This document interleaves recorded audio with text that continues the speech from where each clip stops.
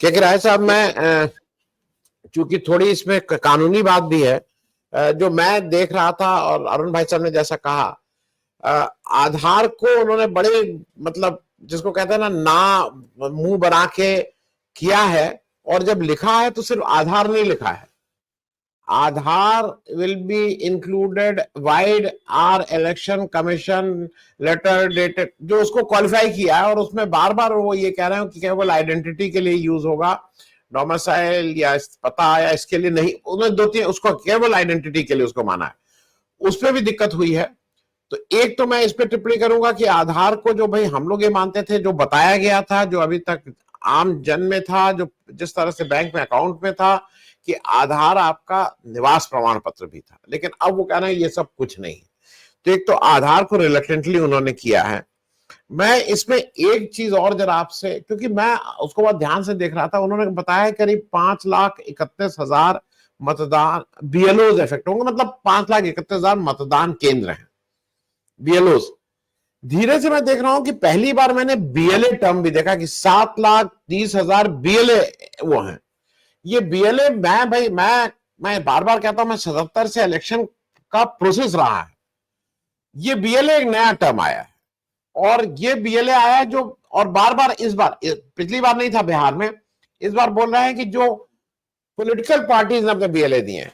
मेरा निश्चित मान्यता यह है कि ये अब जो क्लैरिटी है, जो मुझे समझ में आ रहा है, ये जो पन्ना प्रमुख थे बीजेपी के, उनको लीगल वो एक दी जा रही है, उनको एक क्रेडिबिलिटी दी जा रही है, उनको एक कहीं ना कहीं इस चुनाव की प्रक्रिया में धांधली करने का सर्टिफिकेट दिया जा रहा है। Otherwise BLA has nothing to do with this. ये केवल और केवल चुनाव आयोग का काम है, उसमें बीएलए का कोई काम नहीं, और बीएलए नाम की कोई चिड़िया होती भी नहीं है। ये इस तरह का प्रोसेस नहीं था। मैं इस पे भी एक टिप्पणी आपके चाहूंगा, ये बीएलए नाम के कहां से पैदा हो गए, बिना बताए धीरे से घुसा दिए गए। और जो मेरी अपनी मन में शंका है वो ये है कि ये सिर्फ जो पन्ना प्रमुख हैं उनको चुनाव आयोग के द्वारा लीगल सेंटिटी देने की बात है। क्या कह रहा है सर?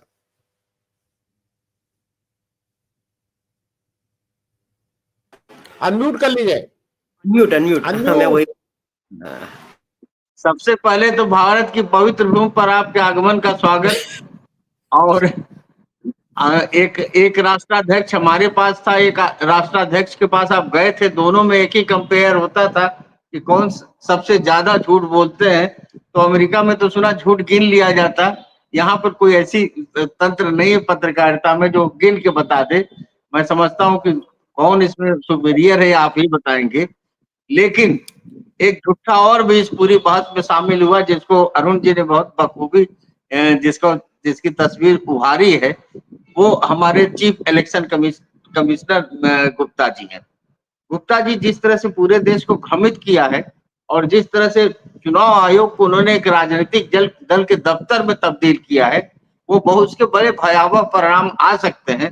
लेकिन मुझे लगता है कि जिस तरह से, क्योंकि मैं आशावादी हूं, मैं थोड़ा सा अरुण जी की बात सुनकर थोड़ा सदमा जैसा भी लग रहा था, क्योंकि हम लोग अपना तन मन धन बिहार में लगाए हुए दिल दिमाग से जो है, कि जैसे लालू यादव जी ने सांप्रदायिकता का विरोध रोक लिया था आडवाणी जी का, हमको लग रहा है तेजस्वी और राष्ट्रीय गठबंधन जो है चुनाव भ्रष्टाचार के चुनाव आयोग के रथ को आंशिक रूप से रोकने में सफल हुए हैं।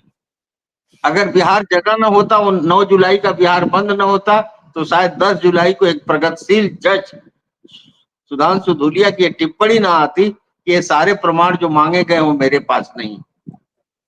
लेकिन अगर उस दिन वो ठोस बात नहीं कह सके और कहे कि साहब आप कंसीडर करिए, उनके झूठे वकील जो है मक्कारी से कहे यस यस विल कंसीडर, और उतने पर उन्होंने कोई कंसीडर नहीं किया। और उसको 13वीं पहचान में आने में उसको कितना समय लगा और कितना समय बस बचा हुआ था। फिर भी मैं एक बात यह कहना चाह रहा हूं कि 30 सितंबर तक बिहार में जो 7.42 करोड़ मतदाता की अंतिम सूची घोषित किया, जिसमें 65 लाख वोट इन्होंने चुरा लिया बाहरी के तौर पर, 65 लाख वोट चुराया। एक पक्ष और भी है कि बिहार में 13 करोड़ 43 लाख की जनसंख्या में 8 करोड़ 18 लाख वयस्क मतदाता है। अगर आप रिवीजन कर रहे हैं और बीएलओ के पास ड्यूटी है कि डोर टू डोर वो जाएं, तो 8 करोड़ 18 लाख से एक भी मतदाता कम नहीं होना चाहिए, जो 7 करोड़ 42 लाख पे आ गया।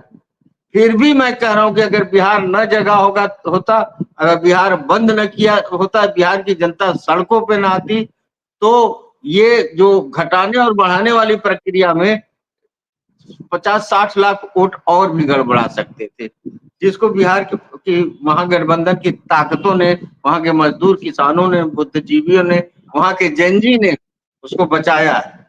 इसके लिए हम सलूट करेंगे।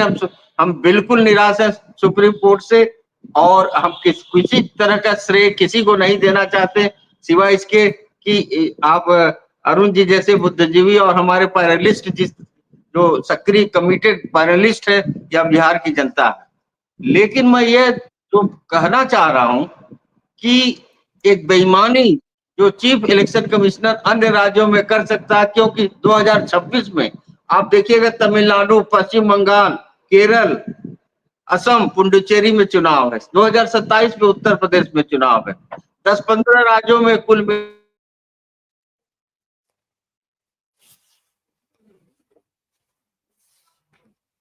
क्या हुआ, नेट गया? तो उन्होंने बिहार के अन्य राज्यों पे नहीं लागू होगा तो बहुत खून खराबा होगा, बहुत ज्यादा, क्योंकि आप देख रहे हैं कि बहन जो दीदी हैं वो किस तरह से सड़क पर निपटने का मूड बना चुकी। और अभी अभी दीदी, अभी आज की खबर है कि दीदी ने कितने अधिकारियों को वहां से हटा दिया, कितने अधिकारियों को वहां ले आ दिया। 17 IAS अफसर उन्होंने आज ट्रांसफर किया इसी SIR की तैयारी में। और आज ही स्टालिन साहब का आज ही बयान है कि महिलाओं, अल्पसंख्यकों और दलितों को वोटर लिस्ट से बाहर करने के लिए ये सारा प्रयास SIR का कर रहे हैं। और अरुण जी ने जो सवाल उठाया कि सुप्रीम कोर्ट में तो ये बहस ही नहीं हुई कि SIR जो एक्सटेंसिव वोटर रिवीजन, इसका कोई प्रावधान संवैधानिक है, कानूनी रूप से ये इसका कोई पक्ष है। आप रिप्रेजेंटेशन ऑफ पीपुल्स एक्ट के धारा 21 का जो खंड 3 है, उसमें स्पेशल रिवीजन तो है, एक्सटेंसिव रिवीजन का कोई नहीं है। तो जो चीज स्टैट्यूट बुक में नहीं है, जो कानून के खिलाफ जो शक्ति का प्रदत्त नहीं करता आपको, उस शक्ति का प्रयोग आप कैसे कर सकते हैं। और इसीलिए लगता है कि बीएलए कुछ नहीं, ये तो इलेक्शन ड्यूटी में उत्तर प्रदेश के स्वास्थ्य कर्मियों को, अध्यापकों को, लेखपालों को, अमीनों को लगा देते हैं। बड़े प्रयास करने पर शिक्षक संघ ने अध्यापकों को मुक्त किया, लेकिन अभी वो भी मुक्त नहीं है। तो ये बीएलओ, और इसी में उन्होंने कुछ बढ़ाया तो बीएलए कर दिया, अपने लोगों का भोजन पानी का व्यवस्था कर दिया। और कितने अखबारों ने दिखाया, कितने टेलीविजन चैनल ने दिखाया कि बिहार में किसी के घर नहीं गए। इनके घर में लालटेन जला के, दिया जला के, डिबरी जला के ये लोग दिन माई बेटा, भाई बहन, भौजाई सब मिलकर फॉर्म भर रहे थे। तो सारा फॉर्म तो बीएलओ के घर में भरा गया। सारा प्रमाण जो है बिना प्रमाण के ये सब काटते रहे, बढ़ाते रहे। तो ये पूरा एक शेमफुल फेक एक्सरसाइज कर रहे हैं, जिसमें जनता की कोई भागीदारी नहीं है, राजनीतिक दलों की कोई भागीदारी नहीं। 1.25 साल पहले चीफ इलेक्शन कमिश्नर ने एक राजनीतिक बयान दिया था बिहार की धरती पे आके कि सबसे बड़ा जो हमारा एक्सटेंसिव रिवीजन का है वो ये है कि बिहार जो है घुसपैठियों का प्रदेश हो रहा है। घुसपैठिया कह के वो उन मुसलमानों पर सवाल उठा रहे थे जो बिहार की आबादी का 17% हिस्सा। पत्रकार ने पूछा कितने घुसपैठी होंगे, उन्होंने कहा 1.25 करोड़। और जब ये सारी प्रक्रिया की जांच हुई और सारे जिलों में, वो यहाँ तक कह रहे थे कि जो सीमांचल है, सीमांचल के 5 जिले में 10 लाख घुसपैठी है। 10 लाख लोगों का वोट काटे थे सीमांचल में।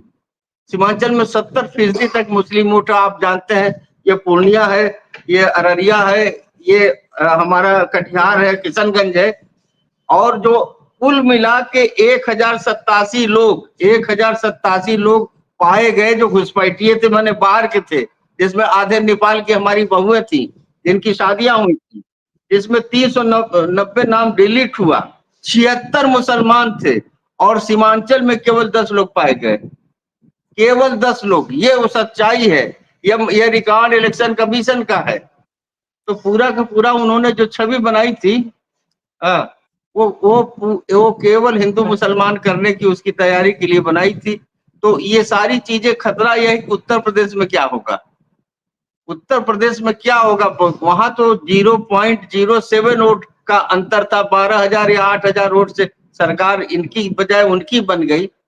बंगाल तुरंत रंजित हो जाता है। बंगाल की वामपंथी परंपरा शुरू से ऐसी रही, वही नक्सलबाड़ी है, वहीं पर लालगढ़ है, वहीं पर सब सारे बड़े आंदोलन इस तरह के हुए जिसमें हिंसा का भी काफी प्रयोग हो सकता है।